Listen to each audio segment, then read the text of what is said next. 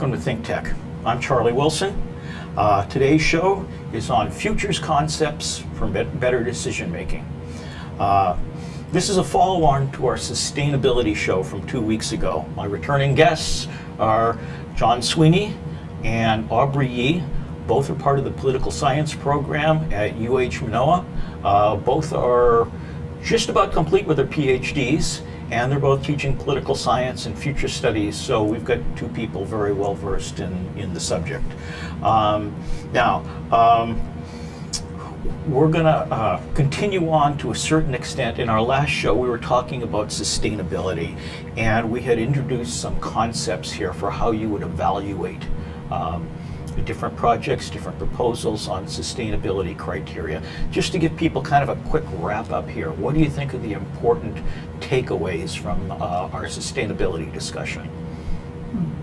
Do you want to start on that, Joe? Okay. Well, I think last time we had hammered out the complexity of exactly what is sustainability and tried to deal with, I think, what is one of the major issues, which is to say, who are the agents of change that will move us to a truly sustainable future? And I think from what you can see is that it requires lots of buy-in, lots of different stakeholders. It's going to be a lot harder than I think. And I think it's about, like we said last time, building resiliency, moving away from brittle systems, finding a way to have self-sufficiency, and truly, in the face of fairly radical changes coming down the pipe, whether they be social, political, economic, ecological, to sort of carry on, right? To keep calm and carry on, as it were, to really try to continue to move forward. At least for me, that's what I feel like we really tried to hit home last time.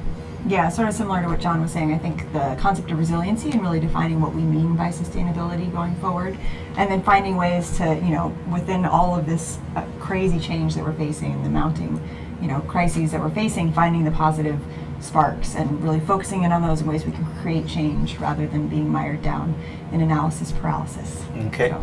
In terms of specific criteria you would look at in evaluating a project here, let me take, for example, water. What are you looking for? Water, energy, so on and so forth. What do you mean by that exactly? If you're looking at a project here and it's going to consume a certain amount of water, do we want to try to keep that within our receipts of water from rainwater? How do we evaluate this as a sustainable project? I think part of that sort of deals with the show we're talking about today, which is futures. So really thinking longer term, not necessarily just short-term solutions that solve the problem today, but how is this going to impact generations down the line? So I think that sort of criteria, bringing that into all of these decisions, is really critical.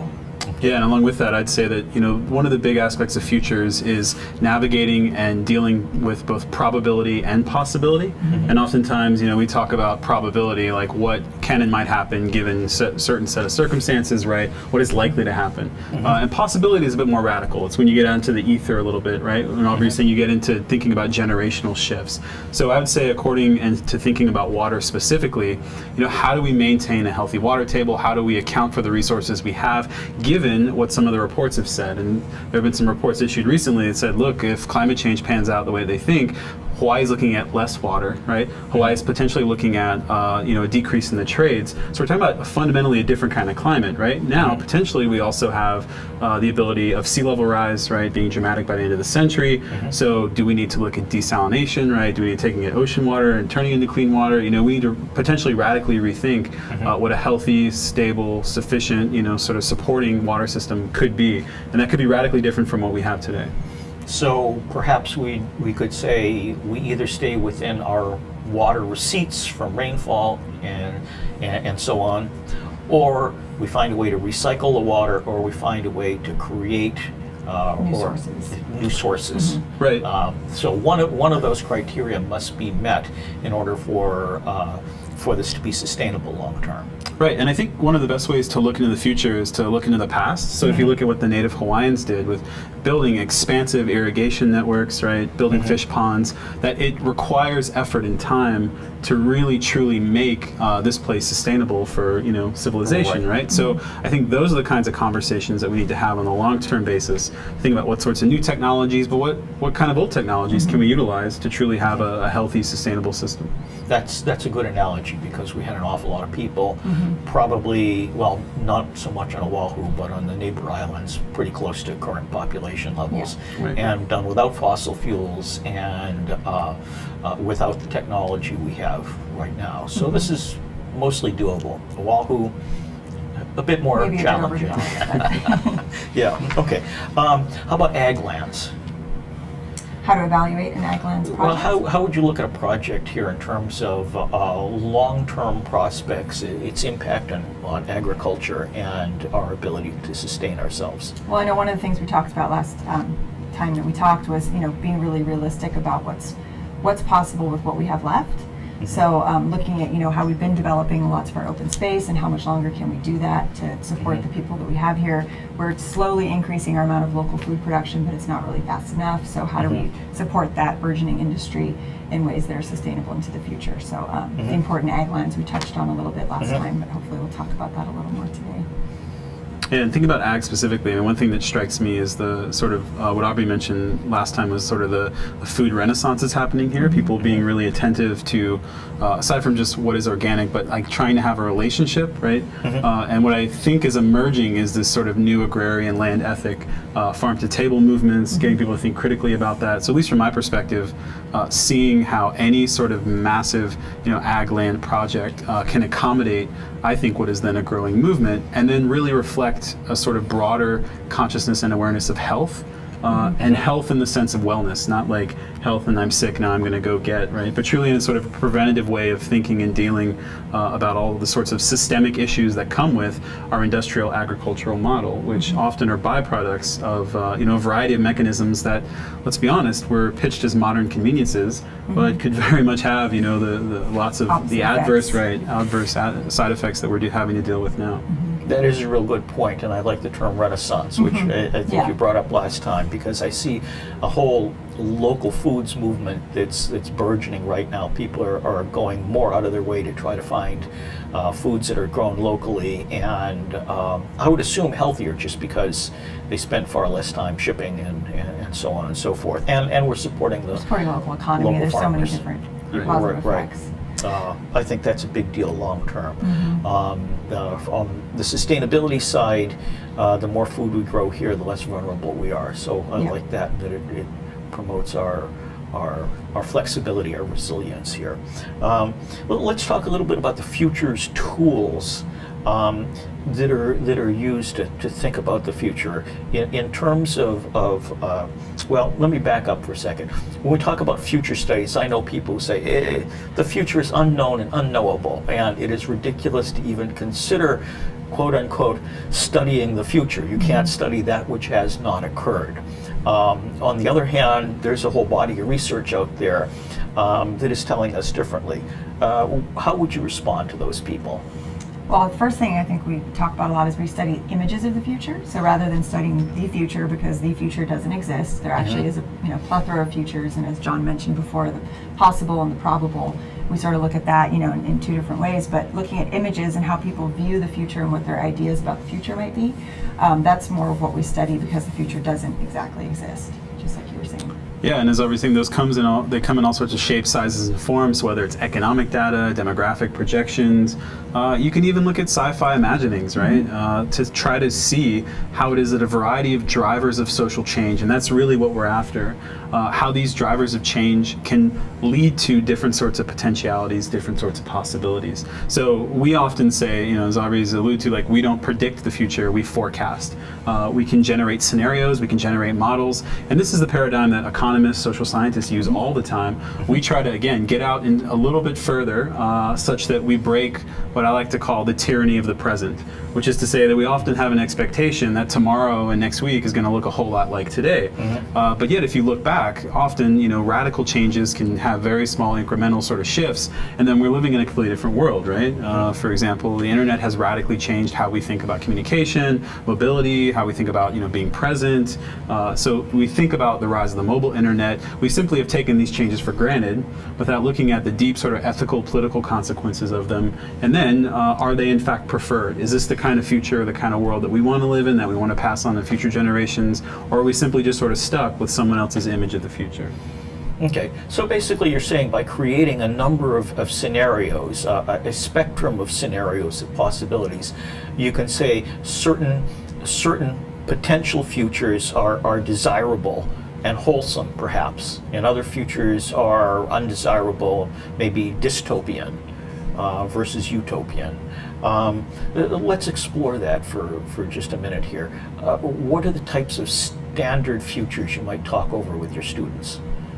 I don't know if you could say there are any standard futures per se. There's the archetypes, if that's what Okay, you're talking about. yeah, in terms that's a of- better term. So yeah, our mentor at the university, Jim Gator, he's very well known in the field of futures, has developed these 4 archetypes that sort of have stood the test of time, and they basically are the collapse archetype, continued growth, sustainability, or like a disciplined society, and transformation.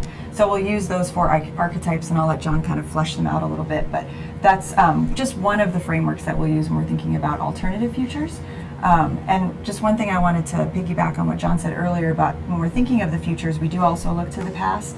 So understanding history and understanding how we got to where we are, and also seeing the radical changes that have happened throughout history, help you to envision more robust futures so that you can try to eliminate some of those blind spots and think about potentialities in a richer way. Right, and there's actually a really sort of, it's a bit of a jargony term, but it's the idea of manufactured normalcy, which is to say that we just simply take for granted that this is normal, right? We're born into a world and we simply accept that these are the norms, right? What Futures tries to do is, by getting into a future space and looking back, it offers you a radical sort of, really a critical lens to look at that and try to make sense of it. And like Aubrey's saying, it goes in both directions. So you can't think about the present critically without thinking about the past, and the same is true of the future. So these images of the future stretch all the way back and looking at history, taking the time to do the analysis, to do the work, and then you can sort of model forward. So the basic stock image of the future that we use, the archetype, is continued growth. Because if we look actually at the last 20, 30, 50 years, certainly in the post-war era, growth has been the model, the predominant global model. But occasionally you need to curtail or stop growth by being disciplined or being sustainable, right? So you sort of pull the reins back on rampant growth to hopefully sort of make things end up not quite as bad, because both and everything has challenges and opportunities. And then there's the collapse model, right? So in nature, when a system goes too far in one direction, you have a violent correction, right, in the other direction. So, you can have overgrowth, you end up with a massive fire, everything burns down, and you start over again. And then transformation happens, and the best way to think about transformation is like a biological sort of analogy. Evolution, mutation occurs, and you have this sort of hybrid, and then you potentially end up in a new direction. And so we use those 4 as sort of rough. Discipline, right? Discipline in the context of sustainability. So discipline can have sort of positive and negative, right? And so the idea of a disciplined or a sustainable scenario is certain things can happen to promote certain kinds of behaviors, but certain things can be negated as well, right? And so we use those 4 as sort of like placeholders for thinking about different potentialities. And so within those 4 are infinite number of variables for futures, right? Like completely could go in lots of different directions, and we try to fill those life worlds and truly make them into worlds and make them digestible for people, again, to think critically about today. So basically, you're helping people explore what the possible future would be, what it would look like, and what trends and events push you in that direction. Yeah, and I just wanted to say, I think, we're using a lot of jargon and talking a lot about big ideas, but we do this in our everyday life. We all think about our own personal futures, where do we want to be in life, what do we want our life to look like.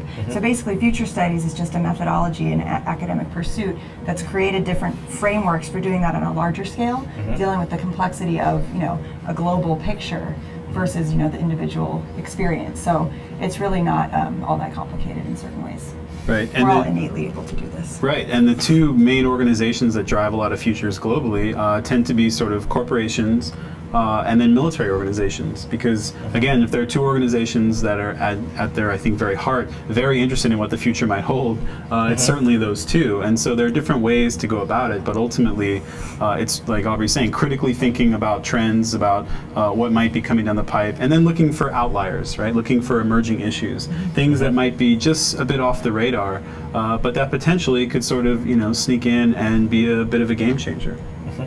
Well, we see that if we look back even in the recent history. For instance, the so-called Arab oil embargo in the, when was it, late 60s, early 70s.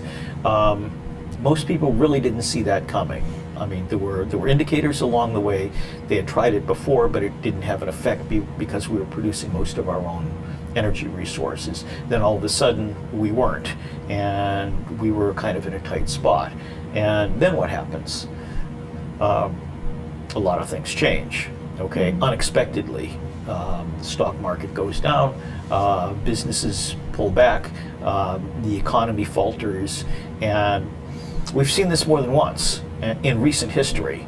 So how are we informing our decisions to look at continued growth right now and say, at what point do we end up hitting some sort of an event that pulls us back or that pushes us over the edge? I think it's interesting you bring up that example because a lot of future studies sprung from that time. So around the late 60s, early 70s is when a lot of this sort of thinking came into being as a real pursuit academically. So I think there was that sense of like, wow, the world is changing really quickly. How do we start to find ways to productively deal with these changes instead of having them just occur to us? So I don't know if that answers your question, but that just... It was not just the speed of onset, but it was the unexpected aspect. Yes, the fact that people felt blindsided. Yeah. That everything was running smoothly, the economy was going okay, and then all of a sudden, you had to spend an hour in a line to get gasoline, for instance, and all of a sudden we were being held hostage by forces outside of our control. Yeah. So that woke a lot of people up. Yeah. Maybe the future is not really a straight line projection. Yeah. Now, you alluded to a potential collapse in the future as an outcome of straight line growth. Can we talk a little bit more about that for a second? Now, is that a result of resource use, energy use, population growth, or all of the above? Well, yeah, it certainly seems like all of the above. I mean, I will say that, population, at least in some of the things that we look at, needs to be always set alongside the kind of lifestyle that comes along with population, which is to say that if Americans had a radically different lifestyle, then maybe that conversation would be different. And questions about carrying capacity have everything to do with share of the resource, right? And then obviously patterns of production and consumption. And so because Americans live fundamentally the way that they do, right, with the access to resources and utilizing so many resources, a very energy intensive lifestyle, then that obviously shifts the conversation. Now, that means something very different if you're in China, right, or if you're in India, right? If you're in lots of developing places where there are fundamental concerns about like the move to urban centers and what the kind of like the emergence of new kinds of slums means, right? But how do you actually develop a sustainable infrastructure for radically different kinds of lifestyles? And then what new technologies can help promote those lifestyles in good ways, but again, can also enable new forms of, let's say, deviant behavior that no one had ever imagined. So there are certain kinds of metrics, but we try to put everything on the table and try to make it as digestible as possible when we model those scenarios. That's a good point. We're going to take a short break here, and we'll come right back, and we'll continue on continued growth and what that leads to. Aloha, this is Jay Fidel. ThinkTech and the Hawaii Venture Capital Association put on monthly luncheon panel programs at the Plaza Club here in Pioneer Plaza. Our program this time is on September 26th. It's called Solar in Hawaii. We're going to examine the solar industry and see what's in it for the long haul. We have a great panel, great moderator. We'll be sending out email on this. If you want to be in our email list to receive the details, check out thinktechhawaii.com. In any event, you can sign up for the program at hvca.org. Thanks. See you there. This is Jay Fidel. Mahalo. Hi, I'm Jay Fidel. Yes, this is ThinkTech, broadcasting on Ustream and Spreaker both day and night, doing its thing on OC16 and Olelo, and uploading videos all over YouTube. Check us out and see the links on thinktechhawaii.com. Mahalo. Hi, I'm Donna Blanchard. I'm the host of the Arts in Hawaii on the ThinkTech series. And next week my guest will be Tim Bostock of Bostock Productions and Kahilu Theater on the Big Island. Please join us Wednesday at 2 o'clock. We'll see you then. Aloha. Hi, I'm Attila Saras, and I'm the host for ThinkTech Fridays. Be sure to tune in this Friday when we're going to talk about electronic music. Our guest is going to be Reggie Seiler. So be sure to tune in this coming Friday at 4 p.m. I'm Attila Saras, host for ThinkTech Fridays. Hi, welcome back. I'm Charlie Willson. I'm here with my guests John Sweeney and Aubrey Yee from the Future Studies program at the University of Hawaii, Manoa. And when we broke, we were talking about a continued growth scenario and how you sometimes end up with kind of an overshoot phenomena that can cause us to kind of go over the edge, either in a big way or a small way, and about some of the things that are unexpected events that disturb the path along the way. John, you had some thoughts. You want to continue on that? Yeah, one of the things, as you sort of mentioned, was coming up with metrics for figuring out what those forecasts, what those scenarios look like. And one of the things that we try to make clear is that when we deal with forecasts, we deal with models, and again, because we study images of the future, fundamentally, we want people to really think about how we live in all four of those features simultaneously. We could argue that Detroit is in a state of collapse, right? We could argue that Dubai is in a state of radical transformation. Obviously, a number of places are still focused on growth, and yet in places like New Zealand, where a river has been granted rights, almost on par with a citizen, that some people are very attuned to sustainability in disciplined kind of ways to produce or maybe to limit the types of collapse that, again, rampant growth can produce. And I think, again, the sort of like nature analogy works really well, right? When things go too far in one direction, when the forest gets overgrown, right, then that makes it more susceptible to, a fire, which can then completely take everything out. So, again, we try to explore those possibilities, think about probability, but keep an open mind as to where things might go. I think Detroit may be a really good example right now where you talk about it being in a state of collapse. For a while there, it was a very happening place to be. Salaries were very high for the majority of the people working there for the auto industry, and then there was an overshoot. Now, right now, property values have fallen so much that I've seen places advertising that if you basically just come in and rehab a house, you can get it for almost nothing. And by almost nothing, I mean about $1,000, which is not much more than paperwork costs. So this also creates fertile ground for regrowth. Yes. That means somebody who perhaps is looking for a place to move, can't afford a house, can go there and start a new future here. So we're looking at a cycle that is very similar to other cycles in ecology and the natural environment, where you get growth, you get an overshoot, you get a collapse, and then from the fallen system you have good fertilizer for new shoots to grow up. Yeah, and sometimes that's where the most innovation takes place. I was thinking, it's important when you think about collapse, it's not apocalyptic necessarily. I mean, life still goes on. So what are the creative products of that experience? And you look at Detroit, for example, and they're having this huge urban gardening renaissance where, they, for a long time, didn't have any supermarkets that provided fresh produce, and now fresh produce is growing in almost every vacant lot. So they've become almost like a leader in that movement. So there's different ways that collapse can actually be a productive space as well. It's not all negative. And perhaps that's a good example of a group of people choosing a certain amount of voluntary simplicity here. So that's another future that's happening. So you have your collapse, your regrowth, a choice to be more in tune with the environment at the same time. So one future basically has elements of the other futures. So you're getting a transformation, you're getting additional simplicity, more harmony, so on and so forth. Okay. Let's talk for a second about wild card events.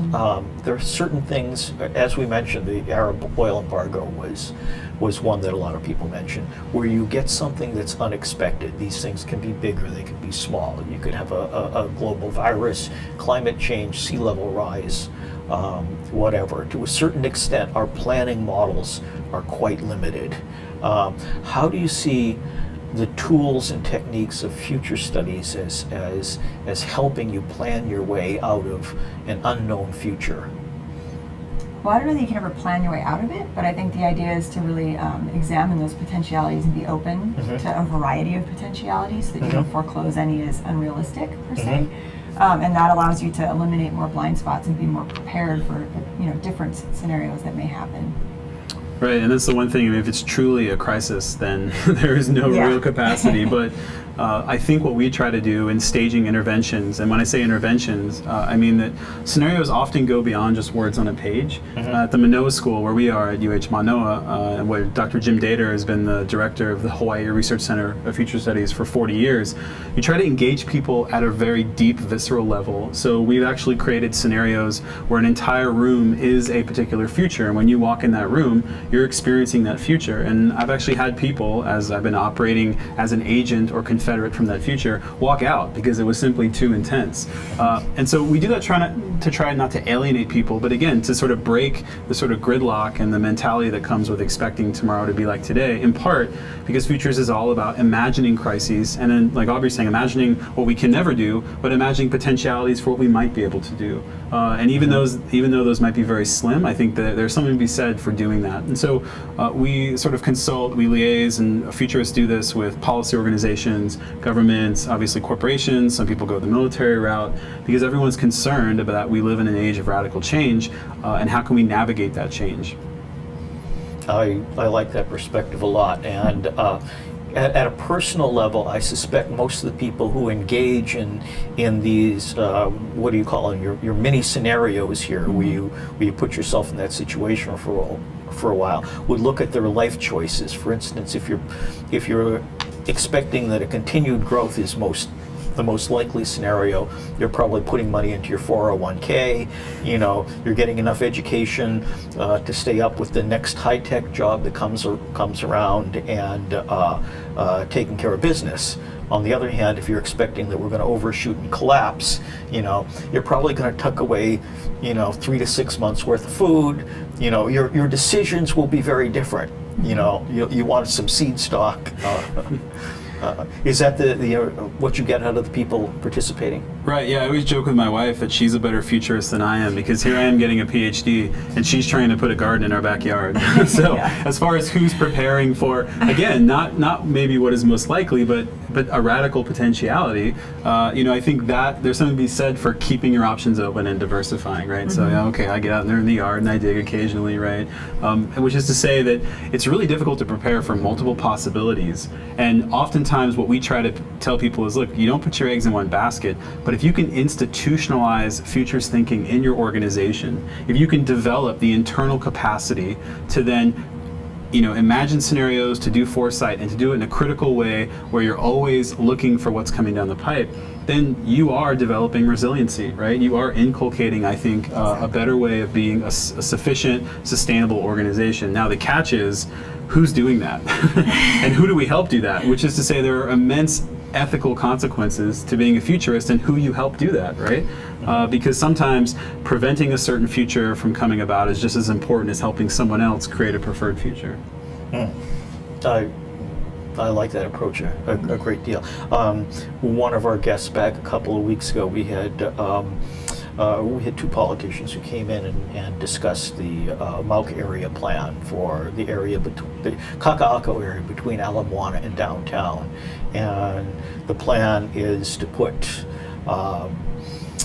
over 20,000 new residents in a relatively small area of about 600 acres. It's about 5 feet mean sea level, and they mentioned the next day that some of the staff from UH, SOEST, and other groups are going to come in and speak to them, and the city council chambers, and I made it a point to tune in, and you hear the predicted sea level rise of 2.5 to 6.2 feet by 2100, and you say, I don't know about that. They're not really looking ahead at what the possible futures are, and whether or not, you know, we should be designing like Venice, instead of making the assumption that we're going to have beaches where they are today. Right. Anyway, I think that approach is very helpful. Now, you talked a little bit about collapse and regrowth here, and you mentioned that we're kind of living all of these futures simultaneously. We have little overshoots, we have regrowth, we have transformation along the way. We're choosing simplicity. Are you having an effect, or do you feel you're having an effect on decisions at a political level in the state? I hope so. I mean, we did some direct work with the State Office of Planning on climate change. So thinking about, you know, climate change for Hawaii, and that was actually incorporated into some legislation that was written and passed. So we've done some really direct work like that. But I feel like in general, the work we're doing is just raising the consciousness of this idea of potentialities and possibilities, and the consciousness around radical change. And I feel like the more that we can do that in a general sense, the better off everybody's going to be, because change is, you know, inevitable, and it's going to accelerate as far as we can see. So just raising that kind of general consciousness around it, and the general preparedness for the ability to deal with change, I think is pretty critical. But Yeah, no, that's so much of what we do is reorienting thought. And then if you do it correctly and people really embody it, then you're changing how people act, right? You're changing behaviors, and you change enough people's thinking, you change enough behaviors, you start to change structures. At the end of the day, that's really, I think, what we're interested in, is how do we leverage those relationships and get people to think critically about that and then move from there. I believe there's also an impact that we see on the planning department also at UH, where they're doing serious disaster planning right now. Right. They're doing some very serious what ifs, you know, if this happens, how are we going to take care of people? How are we going to see that they're fed? How do we deal with unexpected events? and there's a bit happening in architecture as well. They're doing some work on you know, designing buildings for 100 years out. The class I sat in on, they looked at Ford Island, and the same kind of thing, looking at sea level rise. How do you design buildings that can manage sea level rise over time? So thinking through those kinds of issues. Are they really serious relevant. about this now? They seemed to be. I don't know how many people in the department are, but the class I sat in was very serious about it. That's very encouraging. How about we're looking at a number of decision points, and a lot of times we look at decision points as specific projects, things that come up on the public agenda, and we're saying, okay, this particular project is being put out for decision. Usually, there's politicians that are making the decision. The public input is accepted, but not always encouraged as much as it could be, and often the public is not well informed. Do you see some of the futures work you're doing as helping to inform the public? Is there an attempt to actually get some information out to a wider audience? Yeah, most definitely. I mean, all the projects we do aim to educate as well as inform, and you know, get people inspired, thinking in different directions. So I mean, we've done work with the Hawaii Food Policy Council and those sorts of things. State Office of Planning, Manoa schools, all different kinds of people trying to raise consciousness, raise awareness, raise knowledge bases. So I think that's definitely core to what we do. Yeah, if there's one thing that we sort of joke about is how, as a futurist, apparently you don't know how to say no to a project. Like, we always seem to be taking new sorts of things on, and because I think in some ways, when you realize the power of like strategic foresight and what futures can do at a personal, at an institutional, and hopefully at a global level, it sort of incites this passion for really wanting to get the word out there. And one thing that surprised me is, again, because our advisor, Dr. Dater, has been teaching at Manoa for about 40 years, is how many people you run into. Like, oh yeah, I had a class with him in 1975 or 1983. And so there is this sort of diffused sort of network of people. And actually, as we mentioned last time, the director of the State Office of Planning, Jesse Suki, got his master's degree in our program. So I think Hawaii is actually very well staged and poised to have, again, this sort of foresight, you know, be sort of ingrained in hopefully institutional planning projects as they move forward. That's a good point. We're going to come back in just a second after a short break, and we'll continue where we left off. We'll be right back. Aloha, this is Jay Fidel. ThinkTech and the Hawaii Venture Capital Association put on monthly luncheon panel programs at the Plaza Club here in Pioneer Plaza. Our program this time is on September 26th. It's called Solar in Hawaii. We're going to examine the solar industry and see what's in it for the long haul. We have a great panel, great moderator. We'll be sending out email on this. If you want to be in our email list to receive the details, check out thinktechhawaii.com. In any event, you can sign up for the program at hvca.org. Thanks. See you there. This is Jay Fidel. Mahalo. Aloha. My name is Mike DeWert. I'm the Chief Scientist for ThinkTech Hawaii. I'm also on the board of the Hawaii Academy of Science, and I'm the Energy Chair for the Environmental Caucus of the Democratic Party of Hawaii, amongst other things. Next week, on the 19th of September, I'm going to be doing a show with Jay. The topic will be how the 18th century had technology too. We'll talk about some of the technologies our ancestors had that we have forgotten and that we're going to need if civilization ever collapses. So, hope to see you then, and mahalo nui.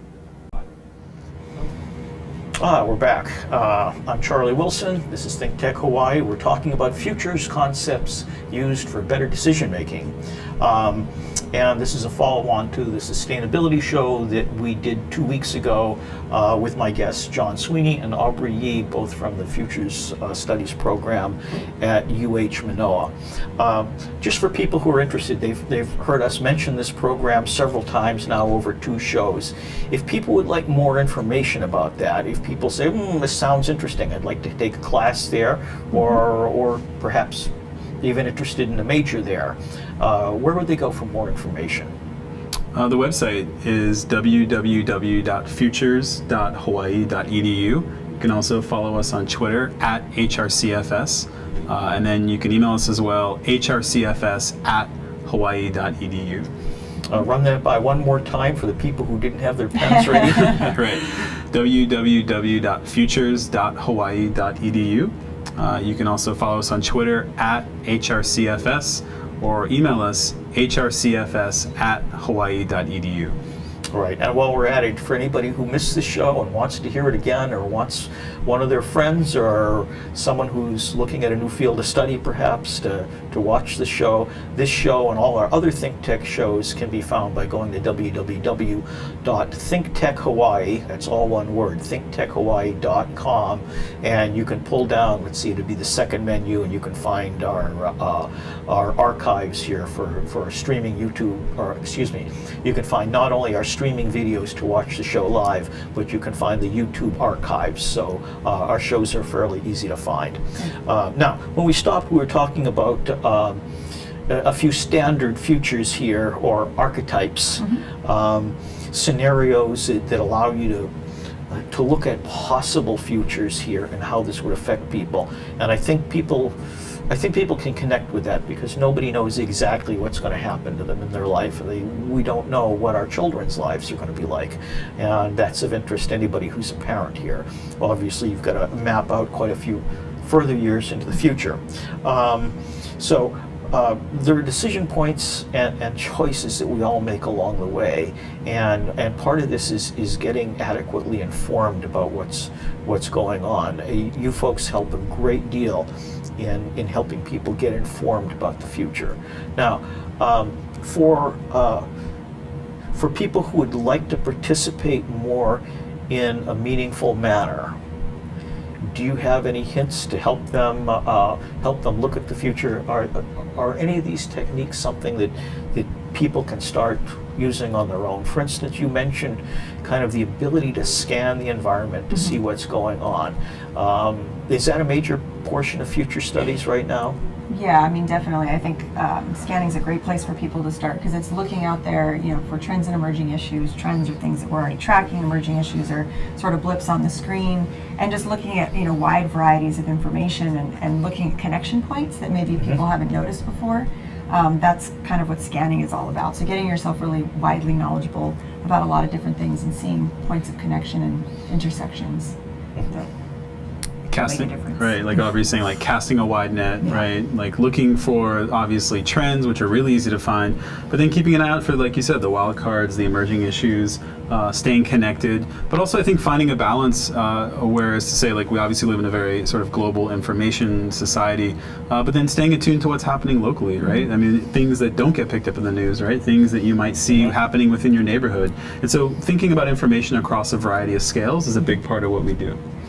I find that there's a lot of stuff that rides below the radar for the most Right. part, and that's one thing. As somebody who's tried to keep track of what's going on in the futures department and the futures list here for the insiders here, there's a great deal of information that the public doesn't normally see, and a lot of alternative news sources that do a good job of covering that. Yeah. Though sometimes it's difficult because you get different news depending on whose news you tune into. But I find the scanning is extremely useful. With your students, now, both of you have been teaching undergraduate students in this. What are some of the classes that are available in future studies to undergraduates right now? Well, there's an introduction to futures that Jim Dater teaches, Dr. Jim Dater. There's political design and futuristics. But those are the two main ones, right, for undergrads. Right, and then there's a class on Mars. That's right. The Mars class. Yeah, Yep. Mars class. What's the Mars class? Governance. Is this like space settlement or? It Yeah, is, definitely, it which is. I mean is not all that crazy because they just sent out the applications for who wants to go to Mars. If you're Right. interested in applying, you can Right. apply already. So you're thinking about, if we were to go to Mars, what would that look like?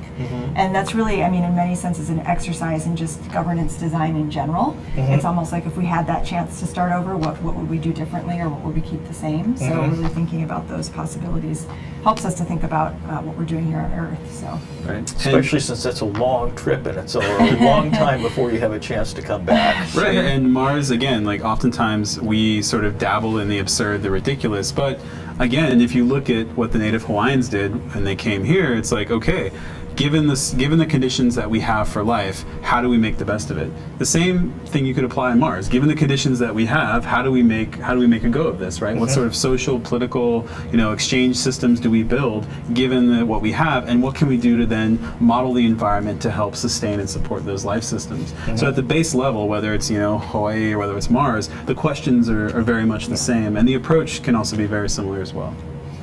I think that's a productive way to look. Although, to my thinking, the likelihood of us colonizing space, near space, what was it, Gerard O'Neill's work, L4 and L5 space colonies, which would be equidistant between the Earth and Moon, probably makes a wee bit more sense here.